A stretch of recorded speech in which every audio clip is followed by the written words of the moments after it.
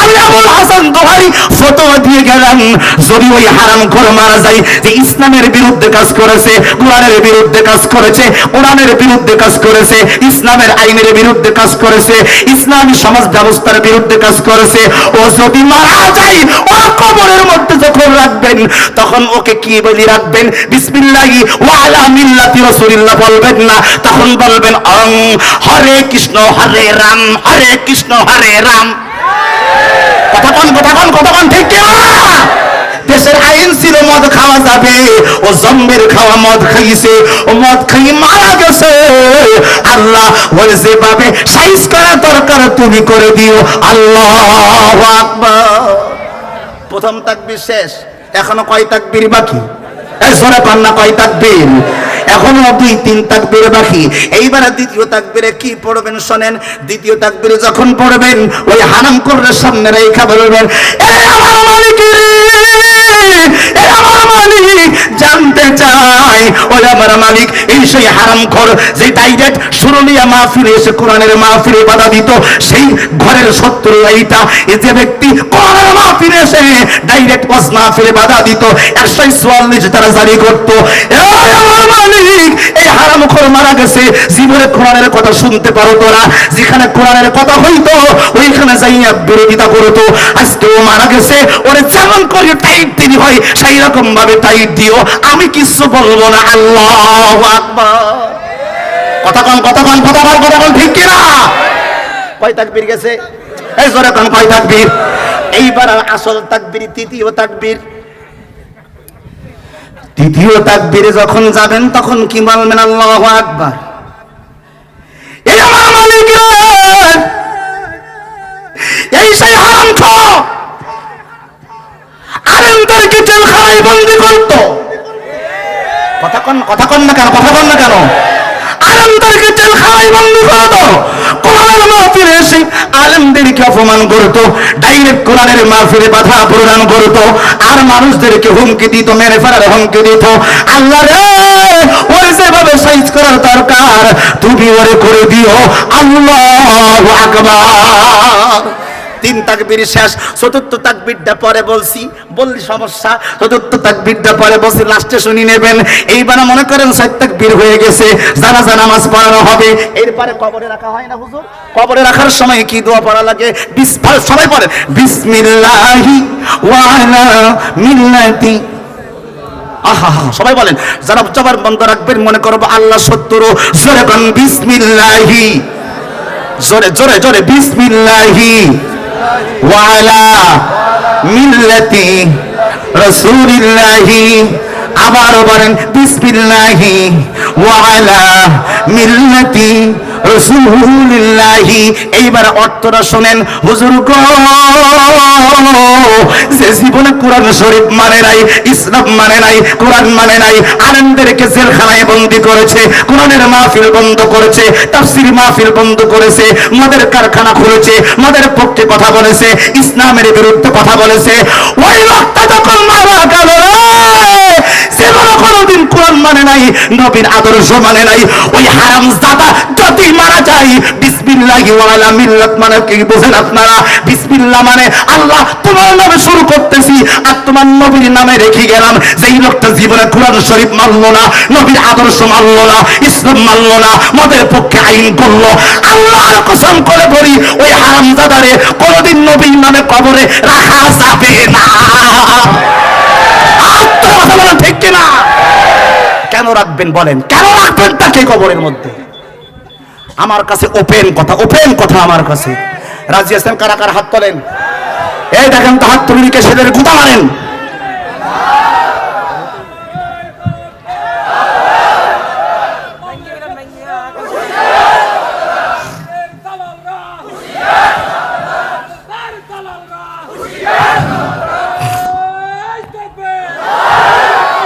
রাগ করলেন আপনারা? এই কথা বলে রাগ করেছেন আপনারা?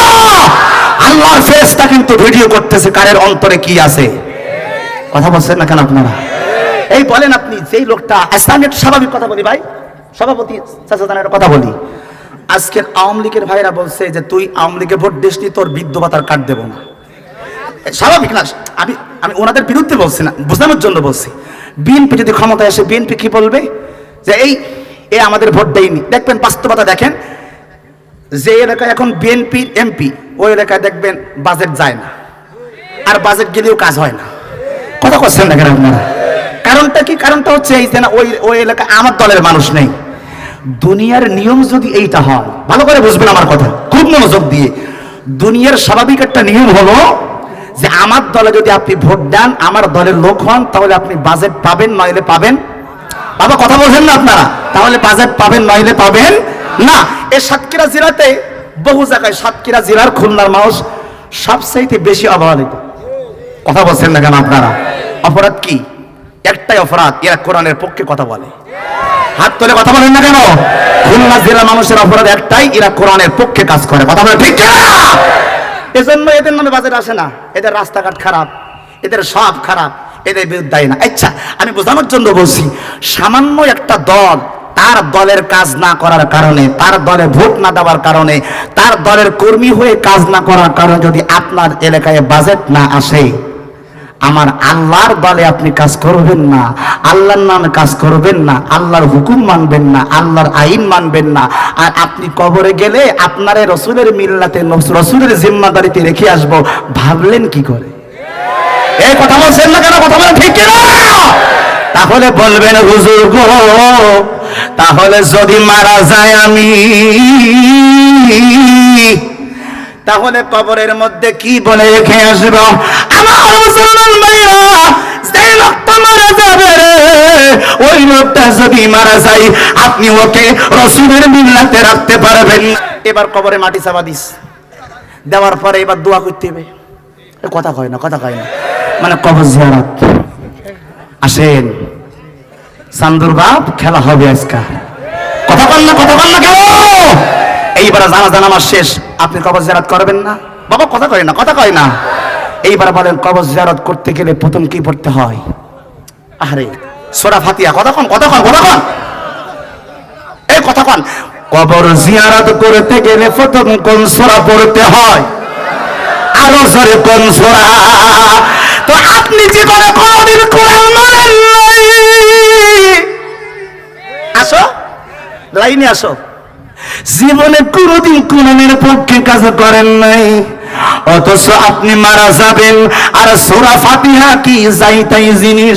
আল্লাহর নবী বলেছেন, কোন ব্যক্তি যদি সূরা ফাতিহা, কারো যদি মাথা ব্যথা করে, অথবা যদি কোনো ব্যক্তির কোনো কিছু হারিয়ে যায়, বিসমিল্লাহ পড়ে ইন্না লিল্লাহি ওয়া ইন্না ইলাইহি রাজিউন পড়ে যদি সূরা ফাতিহা 41 বার পড়তে পারেন, আপনার হারানো সম্পদ ফিরে পাইবেন। শুধু তাই নয়, এই সূরা ফাতিহা যেমন তেমন সূরা নয়। আপনি ওই নাস্তিকের কবরে আপনি কেন এই সূরা পড়ে নেকি দেবেন? আল্লাহর নবী রাহমাতাল লিল আলামিন বলেছে, কোরআনের মধ্যে আসছে, হাদিসে পাকের মধ্যে আসছে, আমাদের মা আছে, মায়ের দাম 3 গুণ বেশি। আল্লাহর পড়া কোরআনের এই সূরা ফাতিহাকে বলা হয় উম্মুল কোরআন, কোরআনের মা। একবার কি জোরে বলা যাবে না সুবহানাল্লাহ? তাহলে সেই সূরা পড়লে আল্লাহর নবীজি কোরআনের মা যাকে বলেছে, ওই হারামজাদার কবরে রাইখা কেন আপনি সেই সূরা ফাতিহা পড়াবেন? এরপরে আসেন আসল জায়গায়, কুল হুয়াল্লাহু আহাদ। কার নামে শুনে দিন? গোটা কোরআনের মধ্যে আল্লাহর পরিচয় যত জায়গায় নাই। আল্লাহ কয় সূরা ইখলাসের মধ্যে সামান্য এই 3টা 4টা 5টা আয়াতের মধ্যে আমার আল্লাহর পরিপূর্ণ পরিচয় রয়েছে। কথা বলেন আপনারা, কথা বলেন। কুল হুয়াল্লাহু আহাদ, বলেন আল্লাহ আল্লাহুস সামাদ। আল্লাহ কারণ মুখাফিকি নয়, লাম ইয়ালিদ ওয়ালাম ইউলাদ। আল্লাহ জন্মগ্রহণ করেননি, তাকে কেউ জন্ম দেয়নি। আল্লাহ জন্মগ্রহণ করেননি, তাকে কেউ জন্ম দেয়নি। ওয়ালাম ইয়াকুল লাহু কুফুওয়ান আহাদ, তিনি কারোর সমকক্ষ নয়। আমার আল্লাহর পরিপূর্ণ পরিচয় এই কুল হুয়াল্লাহু আহাদে। আমার নবীজি, আল্লাহু আকবার, আমার নবীজি রাহমাতাল লিল আলামিন বলেছেন, এই সূরা ফাতিহা তুমি যে ওই নাস্তিকের কবরের সামনে পড়লে, একবারও কি চিন্তা করলে না গোটা কোরআন শরীফে এই সূরা কুল হুয়াল্লাহু আহাদের কত দাম আপনি কি একবার চিন্তা করলেন না? এত বড় একটা হারামজাদা মরে গেছে, ওর কবরে তুমি সূরা ইখলাস পড়ি দোয়া পাঠাচ্ছ, অথচ একবার চিন্তা করলে না এই ছোট্ট একটা সূরার কত দাম? আল্লাহর নবী রাহমাতাল লিল আলামিন বলেছেন, কোন মুসলমান যদি সূরা কুল হুয়াল্লাহু আহাদ তিনবার পড়ে, গোটা কোরআন শরীফ সূরা ফাতিহা থেকে নাস পর্যন্ত একবার পড়লে সেই নেকি হয়। কুল হুয়াল্লাহু আহাদ তিনবার পড়লে সেই এক খতম কোরআনের নেকি হইয়া যায়। হাত তুলে আল্লাহু আকবার কর। এবার বলেন এই সূরার দাম কম না বেশি? কার নামে পড়তেছেন? আহা, ওয়াজ বসতেছেন না কেন আপনারা? হারাম হারাম কোন না বলেন? হারামজাদা। জোরে হাত তুলে কর হারামজাদা। আর জোরে হারামজাদা। ওর নামে আপনি কুল হুয়াল্লাহু আহাদ পড়ি, আল্লাহর নামের সূরা পড়ি আপনি ওর কবরে পাঠাচ্ছেন। রাগ করছেন আপনারা? আপনারা রাগ করছেন? আমার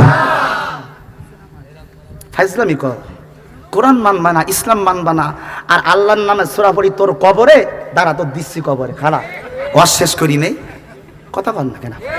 এই রাগ করছেন পিছনে ভাইরা, কি রাগ করছেন না আপনারা?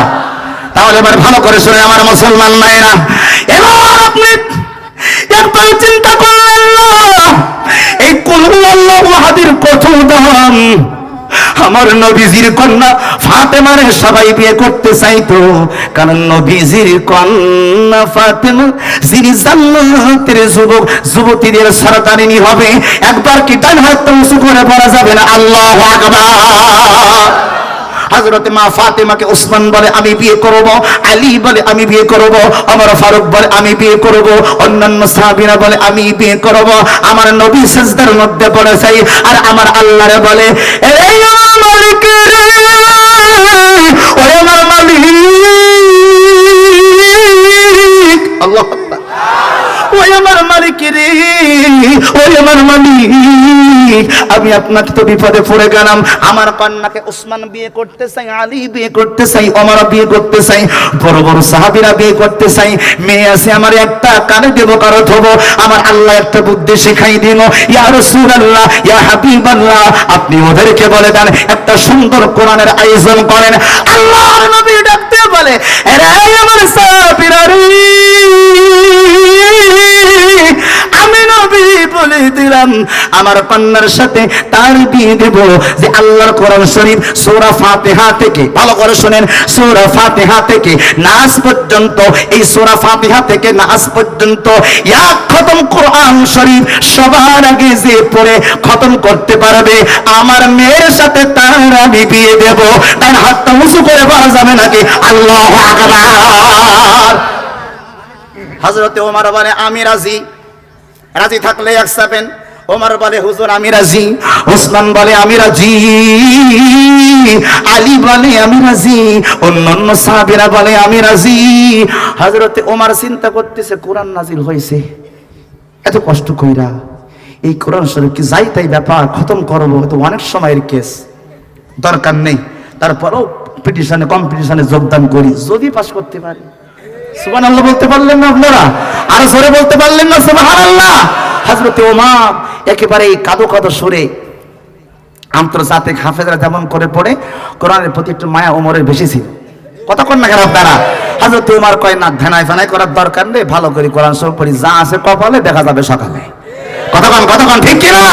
উনি কোরআন শরীফ পড়তেছে একেবারে আন্তর্জাতিক হাফেজদের মতন, কথার কথা বোঝানোর জন্য বলছি, উনি পড়তেছে মনে করেন এরকম ভাবে, আউযু বিল্লাহি মিনাশ শাইতানির রাজীম।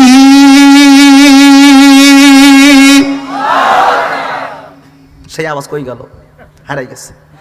বিসমিল্লাহির রাহমানির রাহিম।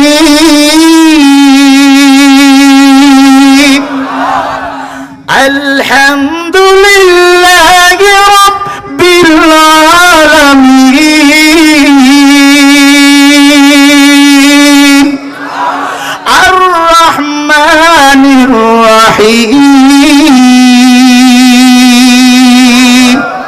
এরকম করে হযরত ওমর কোরআন শরীফ পড়া শুরু করছে। উসমান রাদিয়াল্লাহু আনহু চিন্তা করে, আমি নবীর সাহাবী, নরম মানুষ, কেমনে পারি নবীর মেয়েরে বিয়ে করতে হইব, এ চান্স তো ছাড়া যাবে না। সুবহানাল্লাহ, কত আরো যেরকম সুবহানাল্লাহ। তো উনি তো নরম মানুষ ছিল, তো উনি কয় দরকার নেই। তো উনি মনে করেন মক্কা শরীফের যিনি ইমাম কারি আব্দুর রহমান as-সুদাইস, যিনি কাবার ইমাম, উনি যেমন করে সুন্দর করে মাদকতা কণ্ঠ দিয়ে মাধুর্যপূর্ণ ভাষায় কোরআন শরীফ পড়ে, উনি এমন করে মনে করেন আস্তে আস্তে আস্তে আস্তে কোরআন শরীফ পড়তেছে। উনি পড়তেছে আলহামদুলিল্লাহি রাব্বিল আলামিন। মক্কার বর্তমান ইমাম এরকম ভাবে কোরআন শরীফ পড়ে। আর রহমানির রহিম মালিকি ইয়াউমিদ্দিন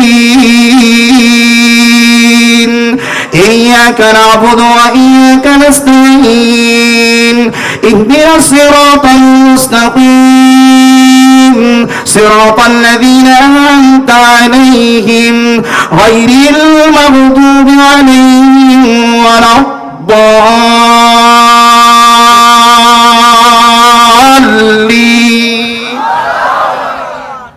উসমানের পড়া শেষ।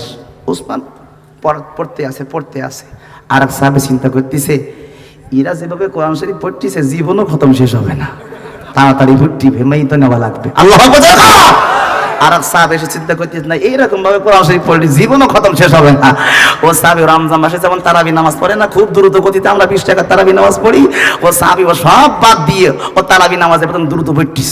কিরকম ভাবে মনে করেন বোঝানোর জন্য বলছি, উনি খুব দ্রুত গতিতে কোরআন শরীফ পড়তেছে। যেমন সামনে রমজান আসতেছে, দেখবেন হাফেজ সাহেবরা পড়ে কি সুন্দর করে মাদকতা কণ্ঠ দিয়ে পড়ে। আল্লাহু আকবার। আলহামদুলিল্লাহি রাব্বিল আলামিন আর রহমানির রহিম مالك يوم الدين إياك نعبد وإياك نستعين اهدنا الصراط المستقيم صراط الذين أنعمت عليهم غير المغضوب عليهم ولا الضالين। হযরত আলী তখন চিন্তা করতেছে, সর্বনাশ, ও যে কাজে তারাবি নামাজ পড়তেছে আমি তো ফেল মেরি যাব। কথা কর না কেন আপনারা?